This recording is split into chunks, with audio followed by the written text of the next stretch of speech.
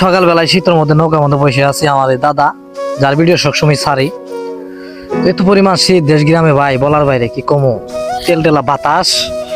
তো কয়েকটা ভিডিও বানাইলাম। আর আমাদের যে নতুন নৌকা নিয়ে অনেকজনই কমেন্ট করেন কতজন মাঝি ওই নৌকাতে থাকবো, কতগুলা মাঝি? ওই নৌকাতে 80 জন মাঝি লাগবো। 80টা বাইসা 80 বাইছে, তার মানে 80 জন মাঝি লাগবে ওই নৌকাতে।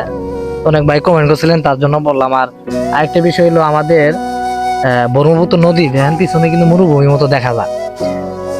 সকাল থেকে মনে করেন এ পর্যন্ত বোঝা যাইতেছে না, আবহাওয়া দিয়ে বোঝা যাইতেছে না যে আসলে দুপুর, এখন কোন বেলা 2টা বাজে।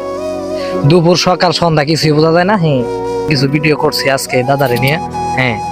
দাদা সবাই আল্লাহ লাইক দিবেন, সবাই আল্লাহ লাইক দিবেন ভাই, আল্লাহ শেয়ার দিবেন, শেয়ার দিবেন ভাই, আপনারা দেখবেন।